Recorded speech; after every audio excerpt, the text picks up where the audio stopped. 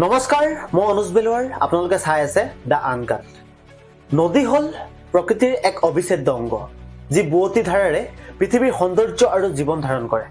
নদীক প্ৰায়ে আই বা মাতৃৰূপে গণ্য কৰা হয়, যিয়ে কৃষিৰ বাবে পানী আৰু পলস যোগান ধৰে। অসমৰ সংস্কৃতি নদীকেন্দ্ৰিক। আজি আমি ক'ব বিচাৰিছোঁ কাজিৰঙাৰ জন আৰু বনৰ বাবে গুৰুত্বপূৰ্ণ ভূমিকা পালন কৰি অহা কহৰা নদীৰ কথা। কহৰা নদীয়ে আজি মৃত্যুৰ ক্ষণ গণিছে। চাওক এই সন্দৰ্ভত আমাৰ এক বিশেষ প্ৰতিবেদন। সৰু কহৰা, বৰ কহৰা আৰু তাৰালাংচু। কাৰ্বি পাহাৰৰ পৰা তিনিখন উপনৈ লগ হৈ ভৈয়ামলৈ বৈ আহিছে কহৰা নদী। অতীজৰে পৰা পাহাৰ ভৈয়ামৰ সমন্বয়ৰ সেতু হিচাপে বৈ অহা কহৰা নদীৰ জলধাৰাই কাজিৰঙাৰ কৃষিভূমি উৰ্বৰা কৰাৰ লগতে সতেজতা আনিছে কাজিৰঙা ৰাষ্ট্ৰীয় উদ্যানৰো। কিন্তু দুৰ্ভাগ্যজনক কথা যে বছৰ বছৰ ধৰি বৈ অহা নদীখন ক্ৰমে গতি কৰিছে মৃতপ্ৰায় অৱস্থালৈ।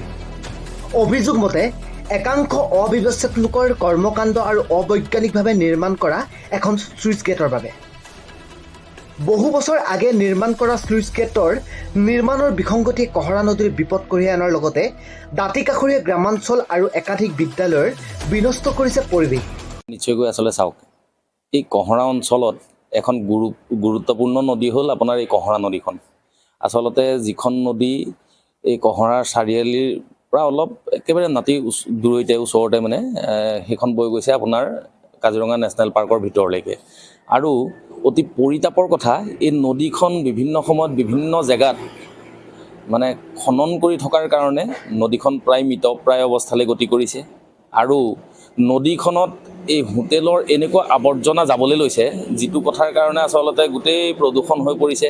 আৰু প্ৰদূষণৰ ফলত আচলতে বন্য জীৱ জন্তুসমূহৰ মানে ক্ষতি সাধন হ'ব।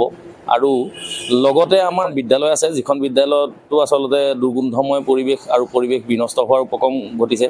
গতিকে আমি এই গোটেই কথাবিলাক চালি জাৰি চাই পেলাই আমি মানে বোকাখাট সমজিলা প্ৰশাসনক আমি দাবী উত্থাপন কৰিব বিচাৰিম। এই নদীখন মৃতপ্ৰায় অৱস্থালৈ ঠেলি নিদি আচলতে নদীখন সম্পূৰ্ণকৈ আগৰ যেনেকৈ আছিলে তেনেকৈ থাকিবলৈ দিয়াৰ এটা ব্যৱস্থা কৰক। আৰু কাৰ্বি আংলঙৰ পৰা বৈ অহা যিখন আমাৰ কহৰা নদী, এই নদীখনৰ কাৰ্বি আংলঙত হোৱা অবাধ গতিত যি শিল খনন, যি মাটি খনন, এই মাটি খননৰ ফলত কহৰা নদীখন ক্ৰমান্বয়ে মৃতপ্ৰায় অৱস্থালৈ গতি কৰিছে। আৰু তাৰ পৰা দেখিছোঁ যে আমাৰ কহৰাত যিখন তেওঁলোকে চৰকাৰে যিখন চুইচ গেট তেওঁলোকে বনালে, সেই চুইচ গেটখনো অবৈজ্ঞানিকভাৱে তাত আচলতে বনোৱা হ'ল। আৰু যাৰ পৰিপ্ৰেক্ষিতত আমি দেখিবলৈ পাইছোঁ যে নদীখন লাহে লাহে বাম হৈ আহিবলৈ আৰম্ভ কৰিছে। আৰু একাংশ হোটেল আৰু ৰিজৰ্টৰ পৰা অহা যি লেতেৰা পানী, সেই লেতেৰা পানীয়ে নদীখনৰ আচলতে যিটো পানী, সেই পানীখিনি প্ৰদূষিত কৰাৰ উপৰিও আমাৰ তলত থকা যিবিলাক গ্ৰামাঞ্চলত থকা যিবিলাক বিদ্যালয় আছিলে, এই বিদ্যালয়বিলাকত এটা অস্বাস্থ্যকৰ পৰিৱেশৰ সৃষ্টি কৰিছে। গতিকে আমি দেখিছোঁ যে কহৰা নদীখন যিদৰে আমি সংৰক্ষণ কৰিবৰ কাৰণে আমি দাবী জনাই আছোঁ, একাংশ মানুহে আমি দাবী জনাই আছোঁ। কাৰ্বি আংলং জিলা প্ৰশাসনো সেইদৰে কাৰ্বি আংলং যি পাহাৰ, সেই পাহাৰখনত ৰোধ কৰিবৰ বাবে আমি দাবী জনাই আছোঁ। কিন্তু তাৰ পৰিপ্ৰেক্ষিতত আমি দেখিছোঁ যে অবাধ বন ধ্বংসযজ্ঞ চলিছে, নদীৰ বুকুত আচলতে শিল বালি খনন চলিছে। এইদৰে আচলতে কাজিৰঙাখনৰ যিটো প্ৰাকৃতিক পৰিৱেশ, এই প্ৰাকৃতিক পৰিৱেশটো বিনষ্ট কৰিবৰ কাৰণে অহৰহ চেষ্টা কৰি থকা আমি দেখিবলৈ পাইছোঁ। আৰু একাংশ বনভোজকাৰী দল যিহেতু সেই হাতীপাথৰ অঞ্চললৈ আহে, তাৰ যিবিলাক লেতেৰা বস্তু, সেই সামগ্ৰীবিলাকো দেখিছোঁ আমি কহৰা নদীখনতে আচলতে পৰা আমি পৰিলক্ষিত হয়। গতিকে আমি চৰকাৰ প্ৰশাসনক দাবী উত্থাপন কৰিছোঁ যে এই গোটেই চুইচ গেটখনকে ধৰি কহৰা নদীখনৰ যিটো আচলতে পৰিৱেশ, এই পৰিৱেশটো বৈজ্ঞানিকভাৱে আচলতে তাত আপোনালোকে চোৱা চিতা কৰি তাত বিহিত ব্যৱস্থা গ্ৰহণ কৰিবৰ কাৰণে আমি বোকাখাট মহকুমা কৃষক মুক্তি সংগ্ৰাম সমিতিয়ে দাবী উত্থাপন কৰিলোঁ।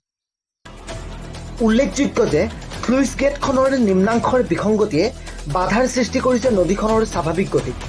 ফলত বছৰ বছৰ ধৰি নদীখনৰ তলত বালি পলসৰ তৰপ পৰি বাম হৈ অহা নদীখনত গোট খোৱা আৱৰ্জনাই সৃষ্টি কৰিছে অস্বাস্থ্যকৰ পৰিৱেশৰ।